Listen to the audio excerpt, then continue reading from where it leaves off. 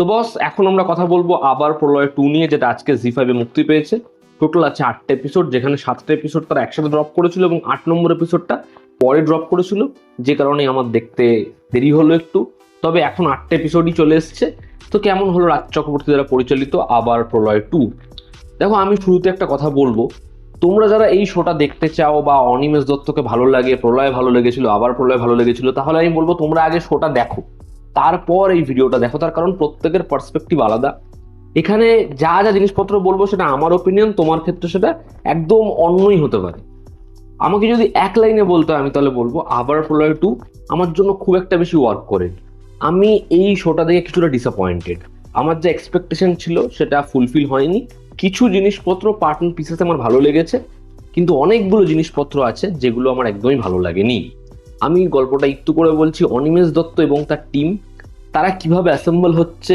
আগেরবার যেখানে high note ছিল, ক্লিফ হ্যাঙ্গার ছিল, যেখানে অনিমেষ দত্ত বোটে চেপে ফিরছিল এবং বোটটা ব্লাস্ট করে, তার পরিবার এখন চায় না সে আর ডিপার্টমেন্টের হয়ে কাজ করুক। বাংলাতে কিছু ডাকাত ঢুকেছে, যারা একের পর এক ডাকাতি করে যাচ্ছে, পুলিশ কোনোভাবে তাদের ট্র্যাক ডাউন করতে পারছে না। সেই সময় অনিমেষ দত্ত কি ফিরবে, এবং যদি সে ফিরে, সে কি এই ডাকাতদেরকে ধরতে পারবে? এর পিছনে আলটিমেট মাথাটাকে, এর থেকে বেশি জানতে হলে 8 এপিসোড এই শোটা তোমাদের দেখতে হবে। সিরিজের পজিটিভ দিক, নেগেটিভ দিক, আমার কাছে এই সিরিজের জন্য কিছু পজিটিভ দিক রয়েছে এবং অনেকগুলো নেগেটিভ দিক রয়েছে। সিরিজের প্রথম পজিটিভ দিক হচ্ছে অনিমেষ দত্ত হিসেবে শাশ্বত চট্টোপাধ্যায়। প্রলয় থেকে শুরু করে আবার প্রলয় 2 এতটা বছর, কিন্তু তার ক্যারেক্টারের মিমস থেকে শুরু করে, ডায়ালগস থেকে শুরু করে, ওই অ্যাপ্রোচটা কিন্তু, ওই কেওড়া নেচারটা কিন্তু আমাদের ভালো লাগে।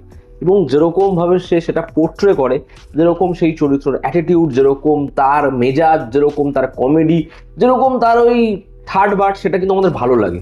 এখানেও তার পারফরমেন্স নিয়ে কোনো কথা হবে না, তাকে দেখতে খুব ভালো লাগে। সোয়াগ যেরকম, অ্যাকশনেও সে যেরকম পারফর্ম করেছে, সে খুব খুব ভালো। সাপোর্টিং কাস্টে কয়েকজনের পারফরমেন্স এখানে ভালো, যেমন অনুজয় খুব ভালো একজন অ্যাক্টর, সে যতটুকু জায়গা পেয়েছে নিজের জায়গায় ভালো। এখানে যে গুরুর চরিত্র অভিনয় করেছে সে বেশ ভালো। এখানে লোকাদা বলি, লোকাদাও খুব ভালো একজন অ্যাক্টর, এখানে জায়গাটা খুব কম, সেও নিজের জায়গায় ঠিকঠাক। এখানে ওম, তাকে হোক কলরবের মতোই সেরকমভাবে ব্যবহার করা হয়নি, তবে আমার মনে হয় ওমের মধ্যে অনেক পোটেনশিয়াল রয়েছে। আশা করবো তাকে পরবর্তী কোনো কাজে ভালোভাবে দেখা যাবে। এখানে একটা কেমিউ রয়েছে, যেই কেমিউটায় কিন্তু অনেকে মজা পাবে, যেরকম ভাবে সেই কেমিউটা আসে, এবং আমার ওটা দেখে মনে হচ্ছে যে এরপরে তাকে নিয়ে ইন্ডিভিজুয়াল একটা সিনেমাও হতে পারে, বা সিরিজে তার গল্পটা এবার স্পিন অফ হিসেবে কন্টিনিউ হতে পারে। দেখার সেটা হয় কিনা। তবে একটা স্পেশাল কেমিউ একদম শেষ ভাগে রয়েছে।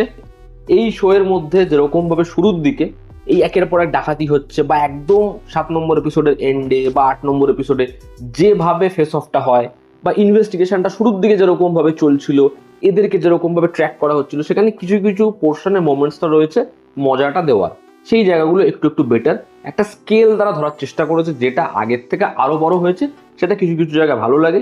এর যেরকম প্রোডাকশন কোয়ালিটি, যেরকম ব্যাকগ্রাউন্ড স্কোর, একটা রেট্রো ফিল ধরেছে, সেটাও বেটার।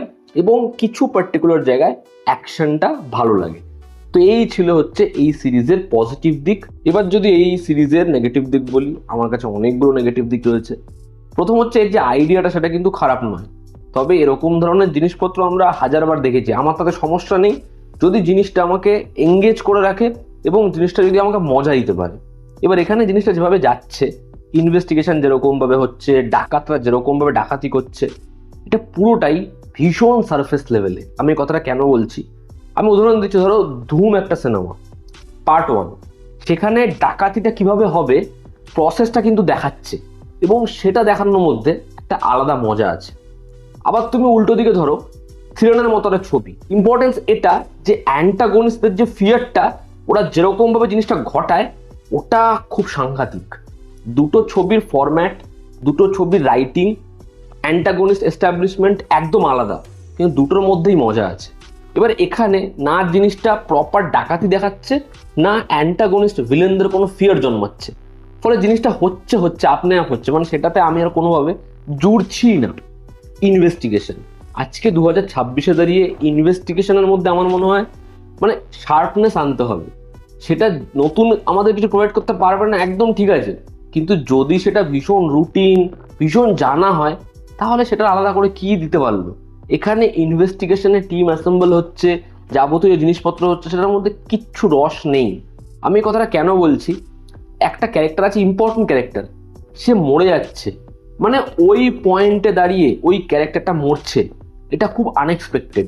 মানে তাকে হয়তো আরো 2টো এপিসোডে রাখা যেত, এবার যেই পয়েন্টে সে মরবে, কি হওয়া উচিত, অডিয়েন্স ইমোশনালি কানেক্টেড যে ভাই এ মারা গেল, এবং তারপর গল্পটা যেরকম ভাবে এগোবে প্রত্যেকটা ক্যারেক্টারের মধ্যে আমরা ভীষণভাবে সিরিয়াসনেস দেখবো যে ভাই এটা হয়েছে, এটা মানতে পারছি না। এবার এই শোয়ের মধ্যে সেটা বারংবার হবে, কিন্তু তুমি কোনোভাবে ইমোশনালি কানেক্টেডই না। তোমার মনে হবে হ্যাঁ ভাই মরেছে তো আমার কি, কিন্তু তুমি খুব ভালো করে ভাবো, যখন ফ্যামিলি ম্যান একটা ক্যারেক্টার মরছে তার জন্য তুমি কিভাবে ইনভেস্টেড। বা আমি একটা কমার্শিয়াল ছবি ধরছি, সূর্যবংশী, সেখানে একজন মরছে, তুমি কিভাবে ইনভেস্টেড যে ভাই এই ক্যারেক্টারটা মরে গেল। এটা আমাদের এই শোটা দেখার সময় একেবারেই ফিল হয় না। এখানে একটা রবারি আছে, এবার রবারি করতে এসছে, বাইরে আরো একজন রয়েছে, পুলিশ অফিসারকে ধরেছে, ভেতরে রবারি করতে গিয়ে এরা থতমত খেয়ে গেছে, এ অ্যাটাক করছে ও অ্যাটাক করছে। জিনিসটা এতটাই স্কেল ওয়াইজ ছোট মনে হচ্ছে যে ভেতরে যে হটস্পট হলো কি হলো ওটা মানে এস্টাবলিশই নয়। সিরিজের মধ্যে 3টে ক্যারেক্টার রয়েছে, একটা ক্যারেক্টার যে নিজের আইডেন্টিটি লোকাচ্ছে, এবার তার একটা পোর্শন রয়েছে যেখানে সে একজনকে কি বাঁচাবে, বাইক থেকে নামবে, স্লো মো এন্ট্রি ফেন্ট্রি আছে। তুমি জিনিসটা দেখো কি আনওয়ান্টেড মনে হয়, খালি দেখো তোমার মনে হবে অ্যাকশন ঢোকানোর জন্য জিনিসটা করা হয়েছে। দ্বিতীয় আরো একজন রয়েছে যাকে অ্যারেস্ট করা হয়েছে, মাঝ রাস্তায় তাকে ছাড়ানো হচ্ছে, পুলিশটাকে মেরে ফেললো এবং মেরে ফেলার পর বললো না তোকে এখন ছাড়ানো যাবে না, তুই যা যা জিপে গিয়ে বস বলে বেরিয়ে গেল। মানে এটার মানেটা কি? যদি জিনিসটা এমন হতো যে একে অ্যাট্যাক করে এখান থেকে ছাড়িয়ে নিয়ে চলে গেছে, এবার যখন এরা ফাইল ঘাটছে তখন পুলিশ দেখছে যে একে আগের দিনই মানে কোথাও একটা গিয়ে অ্যাট্যাক করে পুলিশের হাত থেকে নিয়ে যাওয়া হলো, পরের দিনই এরকম একটা জায়গা থেকে ধরা পড়লো, তাহলে এর পিছনে কোনো রিজন আছে। এটা যখনই মাথায় আসতো তখনই জিনিসটা খুব একটা সন্দেহজনক মনে হতো, কিন্তু এমনভাবেই ওটা হলো, ওটার কোনো রিজন নেই, জাস্ট হলো, র্যান্ডম হলো। এবং ঠিক আরও একটা ক্যারেক্টার রয়েছে যার একটা ফ্যামিলি রয়েছে, যে ডাকাতের পিছনে রয়েছে, তার গল্পটাও যেরকম ভাবে আসছে সেটাও ইন্টারেস্টিং লাগছে না। এবং শেষ ভাগে একটা হস্টেজ সিচুয়েশন, সেটাকে পয়সা খরচা করে শ্যুট করেছে, সোয়াগে এন্ট্রি দিয়েছে, হাতে বন্দুক নিয়ে দাঁড়িয়ে রয়েছে, দুজন পুলিশ অফিসার নিজেদের মধ্যে গল্প করছে। সে তো চাইলে উড়িয়ে দিতে পারে, কিন্তু সে উড়াচ্ছে না। রাস্তার মধ্যে যদি জনগণের ভিড় থাকে, ডাকাতরা যদি গুলিও করে, পুলিশকে রিটার্ন ফায়ার করবে, যে এত ক্রাউড তার মধ্যে গুলি করবে। মানে আমরা যদি হাজার হাজার ছবিও দেখে ফেলি, একদম হার্ডকোর মাসি ছবি, সেখানেও কি এটা হয়? পুলিশ তো জানে যে আমরা কাদের জন্য রয়েছি, সাধারণ মানুষের জন্য রয়েছি, গুলি করলে সব থেকে আগে এই মানুষগুলোর ক্ষতি হবে। সেখানে পুলিশ গুলি করতে করতে যাচ্ছে, সেখানে মানুষের ভয় নেই, তারা রিল ভিডিও করছে। আমি বলতে চাই এটা ওয়েস্ট বেঙ্গল, এখানে এটা হওয়াটা খুব ডিফিকাল্ট। এটা এমন জায়গায় হতো যেখানে গুলি চলা, মানুষ মারা রোজকার ব্যাপার, তাহলে সেটা মানা যায়। সিনেমার ক্ষেত্রে যেরকম স্ক্রিন প্লে এবং ওয়েব সিরিজের ক্ষেত্রে, আর যখন 8 এপিসোড ধরে, দুটো রাইটিংয়ের মধ্যে পার্থক্য আছে। এবার এখানে স্ক্রিন প্লে যেরকমভাবে যাচ্ছে, ক্লিফ হ্যাঙ্গারগুলো আলাদা করে ওয়ার্ক করাতে পারে না, গল্পটা ভীষণ প্রেডিক্টেবল হয়ে গেছে। আর যেহেতু নতুন কিছু বা খুব এঙ্গেজিং কিছু প্রোভাইডও করতে পারছে না, জিনিসটা একদম আস্তে আস্তে নিচের দিকে পড়তে থাকে। এবার যদি শেষভাগে একটা বড় টুইস্ট বা বড় একটা মোচড় আসে, তাহলে আমরা খুব শকিং কিছু পাচ্ছি, সেটাও হচ্ছে না। কারণ একটু পর পর তারা যে জিনিসপত্রগুলো রিভিল করছে সেগুলো খুব বেসিক, এবং সেগুলো আমরা অনেক আগে বুঝে গেছি। ফলে টাইম লাইনে এরকম করেছে, ও ওরকম করেছে, সে এরকম করেছে, বিষয়টা আস্তে আস্তে খুব বেখাপ্পা হতে থাকে। এটাকেই যদি একটা 2.5 ঘন্টার কম্প্যাক্ট সিনেমা বানানো হতো, যেটা সিরিজে করতে চাইছে, আমার মনে হয় বেটার ওয়ার্ক করতো। একদম ক্লাইম্যাক্সে এসে ক্যারেক্টার কি কি করেছে, আগের পার্টির সাথে লিঙ্ক কিভাবে হলো, সেগুলো ভিলেন বলে যাচ্ছে, এবং সেগুলো হিরো শুনছে, সলভ করেনি, শুনছে। মানে সেগুলো কাইন্ড অফ খুবই ব্যাকডেটেড আর কি, সেগুলো হচ্ছে। এবং যখন ছবিতে একের পর এক এদেরকে হান্ড ডাউন করছে, যেরকমভাবে হান্ড ডাউন হচ্ছে, সেখানে যেরকম এফেক্ট, যা জিনিসপত্র হচ্ছে, পয়সা খরচা করেছে, দেখিয়েছে, কিন্তু ওই যে একটা মাসিনেস কাজ করে যে হ্যাঁ ভাই সিনটা ওয়ার্ক করলো, সিনটা কিছু দেখলাম, সেটা নয়। এই পরিচালকের হাত থেকেই কিন্তু বাংলাতে আমরা এক্সে বারকার এক অ্যাকশন ফিল্ম দেখেছি সব থেকে বড় সুপারস্টারদের। ঠিক আছে, এই পরিচালকই সেগুলো বানিয়েছে, সেই সিন নিয়ে আজকে কথা হয়, তার চ্যালেঞ্জ থেকে শত্রু যে কোনো ছবি হোক। কিন্তু এখানে যখন সেই অ্যাকশনটাই হচ্ছে, যেরকম সাউন্ড এফেক্ট, যেরকম সেগুলো ডিজাইন, সেগুলো খুব রুটিন মনে হয়, মানে সেটা আলাদা করে নেক্সট লেভেল কিছু দিচ্ছে না। আর প্রলয়ের যে এসেন্স, সেটা এখানে নেই বা ওরকম কিছু, বিশ্বাস করে আমি আশাও করিনি। প্রলয় যেরকম একটা ব্লাস্টের সিকোয়েন্স আছে দেখবেন প্রলয়, সেখানে বাদবাকি অফিসাররা বলছে আমাদের এখানে এরকম তো হয়নি, অনিমেষ দত্ত আসছে, জায়গাটা দেখছে, চারিপাশ পুড়ে রয়েছে। প্রলয়ের টেক্সচার, প্রলয় যেরকম ভাবে গেছে ওটা আমি জানি না রিক্রিয়েট করা কতটা কঠিন, বা প্রলয় এই কারণেই তো দিন ধরে প্রলয় নিয়ে কথা হয়। তারপর যখন আবার প্রলয় এলো, আমার মনে হয় সেটাকে মাসিনেস এনে সেটার মধ্যে যেভাবে জিনিসটা বানিয়েছে সেটা আবার প্রলয়ের টুয়ের থেকে অনেক বেটার।